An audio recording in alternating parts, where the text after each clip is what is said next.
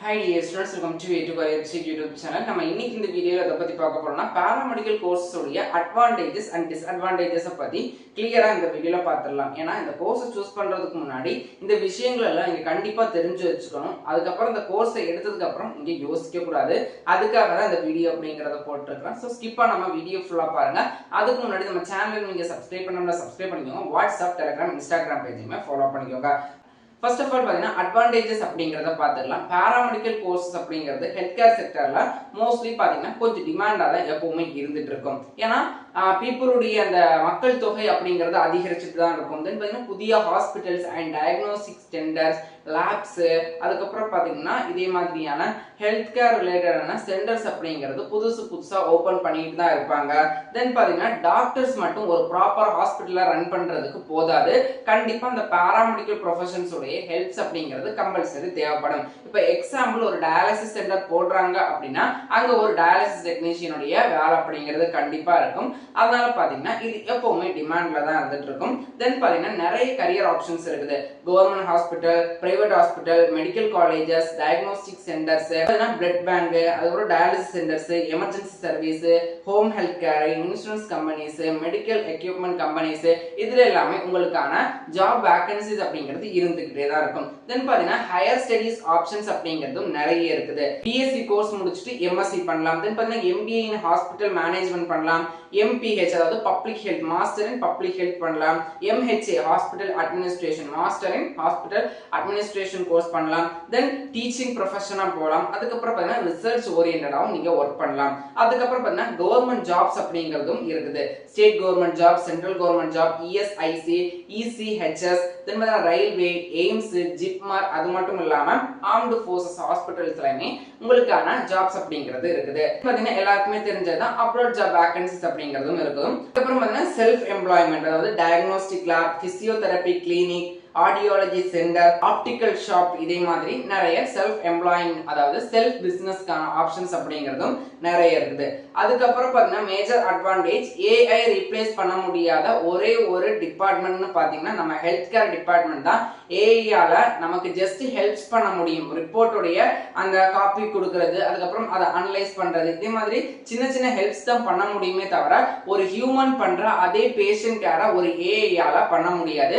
So AI replace பண்ண முடியாத ஒரே ஒரு துறை பாத்தீங்கன்னா நம்ம ஹெல்த் கேர் டிபார்ட்மெண்ட் தான். ஹெல்த் கேர் செக்டர்லயும் ஏஐயுடைய ஹெல்ப், தென் பாத்தீங்கன்னா ஏஐயுடைய பயன்கள் அப்படிங்கிறது இருக்கும். ஆனாலுமே முழுமையா ஏஐயால நம்ம ஹெல்த் கேர் செக்டர்ல ஆக்குபை பண்ண முடியாது. பாத்தீங்கன்னா இதோட டிமாண்ட் அப்படிங்கிறது இருந்துகிட்டு தான் இருக்கும். தென் பாத்தீங்கன்னா MBBS இல்லாம நான் ஒரு ஹெல்த் கேர் ப்ரொஃபஷன் ஆகணும் அப்படிங்கிறவங்களுக்கு பாத்தீங்கன்னா இந்த பாராமெடிக்கல் அப்படிங்கிறது ஒரு பெஸ்ட் சாய்ஸா இருக்கும். இதெல்லாமே பாத்தீங்கன்னா அட்வான்டேஜஸ்ல வரும். என்னெல்லாம்னு பாத்தீங்கன்னா ஃபர்ஸ்ட் எப்பவுமே உங்களுக்கான டிமாண்ட் இருந்துட்டு இருக்கும். ஏன்னா பீப்புள்ஸ் உடைய அந்த எண்ணிக்கை அப்படிங்கிறது அதிகமா இருக்கும். தென் டயக்னோஸ்டிக் சென்டர், புது டிசீசஸ் வந்துட்டு இருக்குது. தென் பாத்தீங்கன்னா கவர்மெண்ட் ஜாப்ஸ் இருக்கு, அப்ராட் ஜாப்ஸ் இருக்குது, டீச்சிங், ஹையர் எஜுகேஷன், அது மட்டும் இல்லாம ஏஐ ரிப்ளேஸ் பண்ண முடியாத ஒரு ஃபீல்டாவும் பாராமெடிக்கல் இருக்குது. தென் பாத்தீங்கன்னா டிஸ்அட்வான்டேஜஸ் பார்த்துடலாம். இதுதான் நீங்க முக்கியமா கவனிக்க வேண்டிய பார்ட். எதுலையுமே நம்ம அட்வான்டேஜஸ் மட்டுமே பார்க்க கூடாது. கண்டிப்பா டிஸ்அட்வான்டேஜஸ் அப்படிங்கிறதையுமே நம்ம அனலைஸ் பண்ணி தான் நம்மளுடைய ஃபியூச்சர் அப்படிங்கறத என்ன பண்ணணும்னா எடுக்கணும். இந்த பாராமெடிக்கலை பொறுத்த வரைக்கும் மோஸ்ட் ஆஃப் த கோர்சஸ்க்கு ஸ்டார்டிங் சேலரி ரொம்ப கம்மியா தான் இருக்கும். தென் ஏன்னா பிரைவேட் ஹாஸ்பிட்டல்ஸ்ல எல்லாம் 8000ல இருந்து 10,000க்கு வேலை பார்க்கறவங்களும் இருக்கிறாங்க. இது ஃபுல் அண்ட் ஃபுல் உங்களுடைய டேலண்ட் பேஸ் பண்ணி தான் இருக்குது. சோ நிறைய பாராமெடிக்கல் கோர்சஸ்க்கு ஸ்டார்டிங் சேலரி அப்படிங்கிறது கம்மியா தான் இருக்கும். தென் பாத்தீங்கன்னா நைட் ஷிஃப்ட் பொறுத்த வரைக்கும் பாராமெடிக்கல் கோர்சஸ் முடிக்கிறவங்களுக்கு நிறைய பேருக்கு நைட் ஷிஃப்ட் ஒத்துக்காது. ஆனாலுமே நீங்க கண்டிப்பா பார்த்து தான் ஆகணும். ஏன்னா எமர்ஜென்சி டிபார்ட்மெண்ட், ICU, OT, இதே மாதிரி பார்க்கும்போது நீங்க கம்பல்சரி நைட் ஷிஃப்ட் பார்த்து தான் இருக்கணும். மோஸ்ட் ஆஃப் த ஹாஸ்பிட்டல்ஸ்ல பாத்தீங்கன்னா 24/7 ஆப்ஷன்ஸ்ல தான் ரன் ஆகும். சோ கம்பல்சரி நீங்க டே அண்ட் நைட் ரொட்டீன் மாத்தி நீங்க பார்த்து தான் ஆகணும். அதுக்கப்புறம் ஒர்க் ப்ரெஷர் சொல்லிக்கவே வேண்டாம். பாராமெடிக்கல் நீங்க படிச்சு முடிச்சிட்டீங்க அப்படின்னா ஒர்க் ப்ரெஷர் ரொம்ப அதிகமா இருக்கும். ஏன்னா நம்மளால மேனேஜ் பண்ண முடியாத அளவுக்கு ஒர்க் ப்ரெஷர் ஒரு சில ஹாஸ்பிட்டல் மேனேஜ்மெண்ட் நமக்கு கொடுப்பாங்க. அதெல்லாம் நம்ம என்ன பண்ணணும்னா சர்வை பண்ண முடியும் அப்படின்னா நீங்க பாராமெடிக்கல் அப்படிங்கறத எடுத்துக்கோங்க. ஒரு சில பேருக்கு என்ன, நான் மார்னிங் 9 o'clock இருந்து 4 o'clock வரைக்கும் ஒர்க் பண்ணணும், அதுவும் ப்ரெஷர் இல்லாம ஒர்க் பண்ணணும், எந்த டிஸ்டர்பன்ஸும் இருக்கக்கூடாது அப்படிங்கிற மைண்ட் செட்டோட இருந்தீங்க அப்படின்னா உங்களுக்கு பாராமெடிக்கல் அப்படிங்கிறது ஒத்து வராது அப்படிங்கிற மாதிரி அர்த்தம். ஏன்னா பாராமெடிக்கல் நீங்க படிச்சு முடிச்சிட்டீங்க அப்படின்னா டைம் அப்படிங்கறத பார்க்க கூடாது. எப்பவுமே பேஷண்ட் கேர்ல தான் பாத்தீங்கன்னா நீங்க கான்சென்ட்ரேட் அப்படிங்கறது பண்ணணும். தென் பாத்தீங்கன்னா ஒர்க் பிரஷர் அப்படிங்கிறது அதிகமா இருக்கும். முக்கியமா பாத்தீங்கன்னா எமர்ஜென்சி கேசஸ், ஐசியூ, ஓடி இதே மாதிரி டிபார்ட்மெண்ட்ஸ்க்கு பாத்தீங்கன்னா ஒர்க் பிரஷர் அப்படிங்கிறது இன்னும் அதிகமா இருக்கும். ஏன்னா எப்போ எமர்ஜென்சி கேஸ் வருதுன்னு சொல்ல முடியாது, எப்போ திடீர்னு யாருக்கு ஆக்சிடென்ட் ஆகுதுன்னு சொல்ல முடியாது. சோ இவங்களுக்கு எல்லாம் பாத்தீங்கன்னா ஒர்க் பிரஷர்ஸ் அப்படிங்கிறது அதிகமா இருக்கும். ஏன்னா இன்ஃபெக்ஷன் ரிஸ்க், ஏன்னா நிறைய பேஷண்ட்ஸ் நிறைய விதமான டிசீஸோட வருவாங்க, வைரஸ் காஸ், பாக்டீரியா காஸ், அதுக்கப்புறம் பல தொற்று நோய்கள் இதே மாதிரி நிறைய இருக்கும். நம்ம ப்ராப்பரா ஹேண்டில் பண்ணிட்டோம் அப்படின்னா எந்த ப்ராப்ளமும் இல்லை. நம்ம கேர்லெஸ்ஸா அதை ஹேண்டில் பண்றோம் அப்படிங்கிற பட்சத்துல இன்ஃபெக்ஷன் ஆகிறதுக்கான சான்சஸும் இருக்குது. நிறைய பேர் பாத்தீங்கன்னா இதனால டெத் இல்லைன்னா ஒரு சிவியரான குரோனிக் டிசீசஸ் வர்றதுக்கான சான்சஸும் இருக்குது. அதையும் நீங்க பாத்துக்கணும். தென் பார்த்தீங்கன்னா கண்டினியூஸ் லேர்னிங். பாராமெடிக்கலை பொறுத்த வரைக்கும் நம்ம மெஷின் பத்தி படிக்கல, ஒரு ஹியூமன் அதாவது ஒரு உயிரை பத்தி படிக்கிறோம். ஸோ நம்ம எப்பவுமே அப்டேட்டாக தான் இருக்கணும். இன்னைக்கு என்ன அப்டேட் வந்திருக்குது, நெக்ஸ்ட் என்ன அப்டேட் வரப்போகுது அப்படிங்கிற மாதிரி நம்ம டெய்லி பேசிஸ்ல லேர்ன் பண்ணிட்டு தான் இருக்கணும். 1 இயர் நம்ம அனாட்டமி பிசியாலஜி படிச்சுட்டோம் முடிஞ்சிருச்சு அப்படிங்கிற மாதிரி இல்லாம டெய்லி பார்த்தீங்கன்னா நம்ம அப்டேட்டடா தான் இருக்கணும். இது பார்த்தீங்கன்னா ஒரு மேஜர் டிஸ்அட்வான்டேஜஸ். ஏன்னா அன்னைக்கு படிச்ச அதே லெவல்ல தான் இன்னைக்கு இருக்கும் அப்படின்னு சொல்ல முடியாது. இன்னைக்கு நிறைய ட்ரக்ஸை பேன் பண்ணியிருக்கலாம், நாளைக்கு நிறைய ட்ரக்ஸை பேன் பண்ண சான்சஸ் இருக்குது. தென் ட்ரீட்மெண்ட் ப்ரொசீஜர்ல சேஞ்ச் ஆகலாம், டோசேஜ் ஃபார்மட்ல சேஞ்ச் ஆகலாம். இப்படி நிறைய அப்டேட் வந்துட்டு இருக்கும். நம்மவும் அதுக்கேற்ற மாதிரி என்ன பண்ணிக்கணும்னா அப்டேட் ஆயிக்கணும். அப்பதான் நம்மளால பாராமெடிக்கல்ல சர்வே பண்ண முடியும். அதுக்கப்புறம் பார்த்தீங்கன்னா கவர்மெண்ட் ஜாப்ஸ்க்கான காம்படிஷன் சொல்லிக்கவே வேண்டாம். பாராமெடிக்கல் கோர்சஸுக்கு வேகன்சிஸ் அப்படிங்கிறது கம்மியா வரும் கவர்மெண்ட்ல, அதே டைம் காம்படிஷன் அப்படிங்கிறது ஹெவியா இருக்கும். இது எது காரணம் அப்படின்னா நம்ம கவர்மெண்ட் அதாவது ஸ்டேட் கவர்மெண்ட் ஜாப்ஸ் எல்லாம் பாத்தீங்கன்னா 5 இயர் 4 இயர்ஸ் கோன்ஸ் தான் பாத்தீங்கன்னா ஒரு 6000 ஜாப்ஸ் விடுறாங்கன்னு வச்சுக்கோங்க. அந்த 6000க்கு எத்தனை பேர் காம்படிஷன் பண்ணுவாங்கன்னு நீங்க நினைக்கிறீங்க? மினிமம் பாத்தீங்கன்னா 5 lakhsக்கு மேல காம்படிட்டர்ஸ் இருப்பாங்க. சோ கவர்மெண்ட் ஜாப்ஸ் எடுக்கிறதுல ஹெவி காம்படிஷன் இருக்கும் இந்த பாராமெடிக்கல் கோர்ஸுக்கு.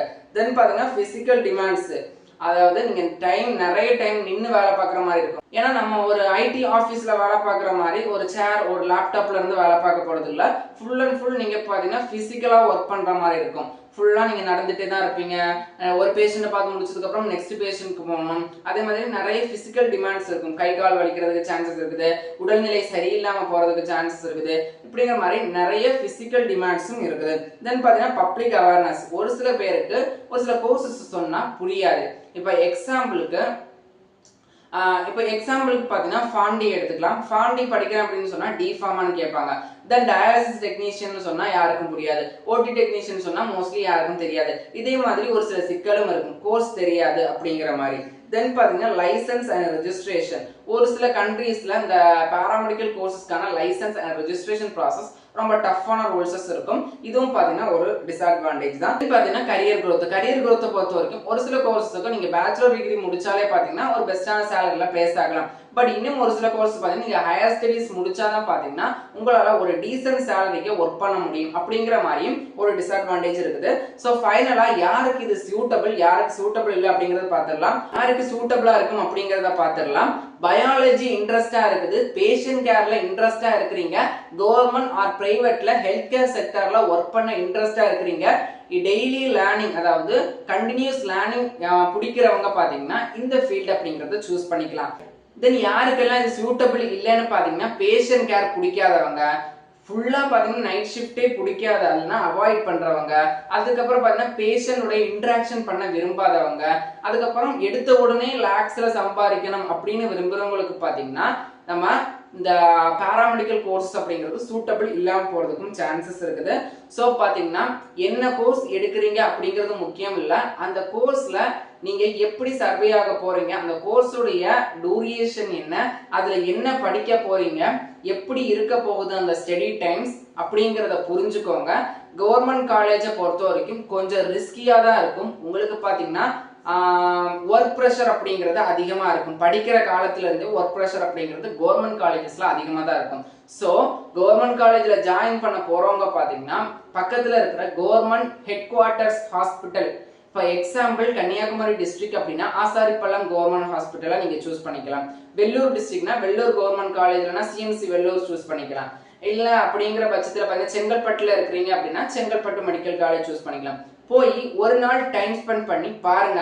உங்க சீனியர்ஸ் ஐ மீன் இப்போ படிச்சுட்டு இருக்கிற ஹெல்த் கேர் ப்ரொஃபஷன்ஸ் என்ன மாதிரியான கஷ்டங்கள் படுறாங்க, அவங்க கோர்சஸ் உடைய அந்த இது எப்படி இருக்கு, ஸ்டடி குவாலிட்டி எப்படி இருக்கு, ஸ்டடி மெத்தட் எப்படி இருக்கு, அவங்க எப்படி ஸ்டடி பண்றாங்க, பேஷண்ட் கேர்னா என்ன, ஒரு கவர்மெண்ட் ஹாஸ்பிட்டல் எப்படி இருக்கும், நம்ம எப்படி நெக்ஸ்ட் நம்ம ஃபியூச்சரை போக போறோம் அப்படிங்கறத நீங்க டைரக்டா பார்த்தா மட்டும்தான் உங்களால அந்த கோர்ஸை உணர்ந்து படிக்க முடியுமா முடியாதா அப்படிங்கறத சூஸ் பண்ண முடியும்.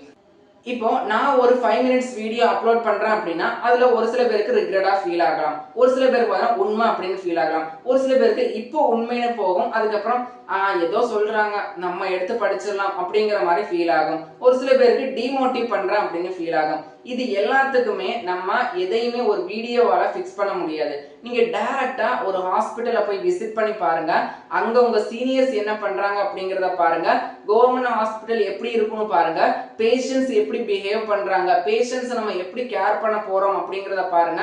யாரும் உங்களை தடுக்க போறது இல்லை, அங்க போய் பாக்குறதுனால அவங்க கூட இன்டராக்ட் பண்றதுனால யாரும் தடுக்க போறது இல்லை. நிறைய நர்சிங் ஸ்டூடெண்ட்ஸ் இருப்பாங்க, அதர் பாராமெடிக்கல் ப்ரொஃபஷன்ஸ் இருப்பாங்க, அவங்கள்ட்ட கேளுங்க. அதுக்காக ஸ்டாஃப்ஸ்ட போய் கேட்டுறாதீங்க, ஸ்டூடெண்ட்ஸ்ட போய் கேளுங்க. கேட்டுட்டு என்ன பண்ணணும்னா டீடைல்ஸ் அனலைஸ் பண்ணி பாருங்க, இன்ஃப்ராஸ்ட்ரக்சர் எப்படி இருக்குதுன்னு பாருங்க, கவர்மெண்ட் காலேஜ் எப்படி இருக்குன்னு பாருங்க. எல்லாமே பார்த்துட்டு பாத்தீங்கன்னா படிக்கலாமா வேண்டாமா அப்படிங்கறத முடிவு பண்ணிக்கோங்க. இதுதான் ரொம்ப ரொம்ப இம்பார்ட்டன்ட். ஏன்னா இந்த டர்ன் அப்படிங்கிறது உங்க லைஃப்ல ரொம்ப ரொம்ப முக்கியமான ஒரு டர்ன். அதுக்கப்புறம் ஃபியூச்சர்ல பாத்தீங்கன்னா நீங்க யோசிக்க கூடாது, எனக்கு பிடிக்காம இந்த பாராமெடிக்கல் கோர்ஸை எடுத்துட்டனோ அன்னைக்கு இன்ஜினியரிங் போக வேண்டியதா இருந்துச்சு அப்படின்னு நீங்க யோசிக்க கூடாது.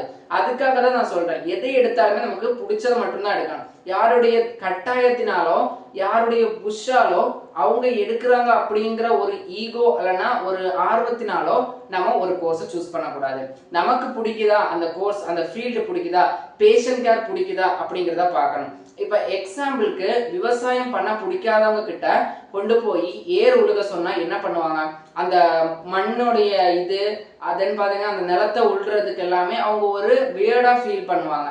இதே ஒரு விவசாயம் பிடிச்சவங்க, அக்ரிகல்ச்சர் பிடிச்சவங்கள கொண்டு போய் ஏரை கொண்டு கொடுத்துட்டு இந்த நிலத்தை ஒழுங்க அப்படின்னு சொன்னா தாராளமா உழுது அதுல பயிர் செய்து அறுவடை வரைக்கும் பண்றதுக்கான அவங்களுக்கு அந்த எனர்ஜெட்டிக் ஆட்டோமேட்டிக்கா வந்துடும். இதே மாதிரிதான் பேஷண்ட் கேர் பிடிச்சவங்க பாராமெடிக்கல்ல போயிட்டீங்க அப்படின்னா கண்டிப்பா சக்சஸ் ஆகலாம். இனோவேஷனா யோசிக்கணும். திங்கிங் அப்படிங்கிறத நம்ம ஒரு சின்ன வட்டத்துக்குள்ளே இருந்து அப்படிங்கிறத யோசிக்க கூடாது.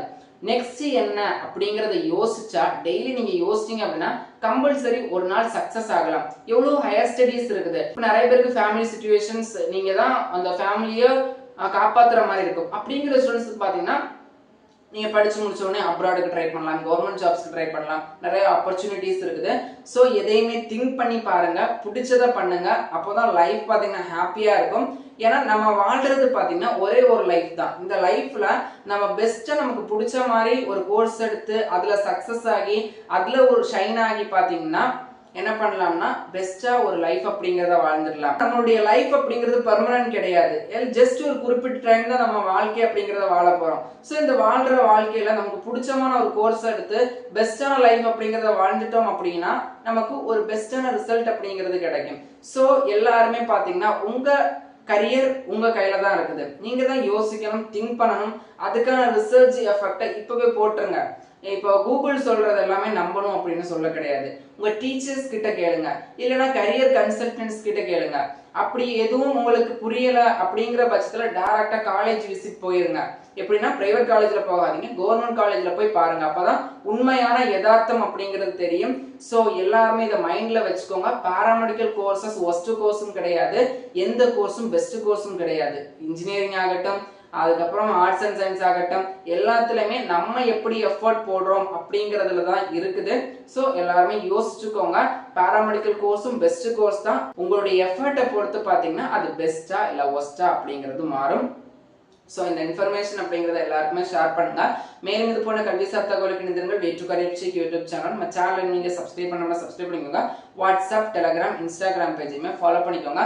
கவுன்சிலிங் ரிலேட்டட் அப்டேட்டுக்கு நம்ம சேனலை தொடர்ந்து ஃபாலோ பண்ணிக்கோங்க.